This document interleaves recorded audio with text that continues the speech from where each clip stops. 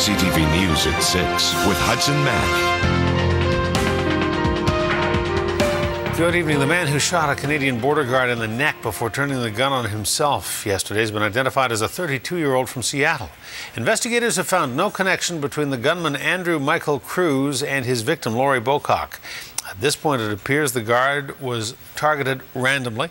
She survived and is recovering in the hospital tonight as law enforcement on both sides of the border work to figure out just what happened at the Peace Arch yesterday and what could have been done to prevent it. CTV's Joe Perkins joins us now live with more on the story. Joe.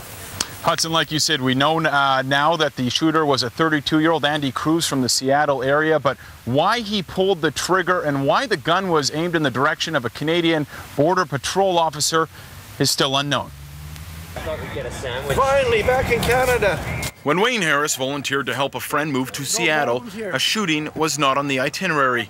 Yeah, actually, I was there. You were there? I was there an hour before it happened. Like thousands do daily, Harris was planning to cross at the Peace Arch, but as he was waiting, his plan was put on hold after multiple shots rang out from this white van, one bullet striking a Canadian border guard in the neck. I was shocked, especially because it was a woman customs officer that was shot.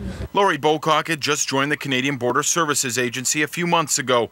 As a new recruit, she had not yet completed the arming program training. She's now in stable condition in hospital, and her shooter is dead after turning the gun on himself. Canada's Public Safety Minister Vic Tays says the incident is a concern and plans to have every border guard in Canada equipped with a gun by 2016. This was the easiest border crossing I've had in I don't know, a couple of years. The Canada Border Services Agency hasn't said if security upgrades were made after yesterday's shooting. If they were, they aren't evident in Victoria. No, I didn't notice anything different, which is one reason I'm surprised. I would have thought they'd be a little more locked down. Kelly Sundberg spent 14 years guarding Canadian borders. He now teaches and studies Canadian border security.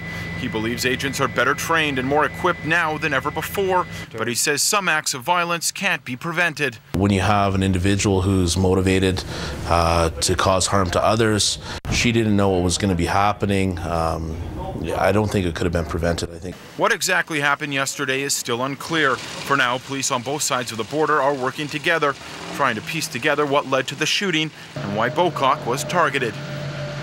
We now have photos of the shooter, Andrew Michael Cruz, to show you. This is the man police say pulled the trigger that was deliberately targeted at the officer that was working that Border Patrol guard. They say that this victim was specifically targeted, but the investigation, as far as right now goes, they don't know why she was targeted. The plan is to figure that out, why he was in this white van, why he was traveling to British Columbia, and why the gun was aimed at a Border Patrol officer. We should also note, Hudson, that if anyone is thinking of crossing the Peace Arch in the next 24 hours, southbound traffic is open, but northbound traffic, it will not be open until 8 a.m. tomorrow. All right, Joe Perkins reporting. Joe, thank you. You're welcome.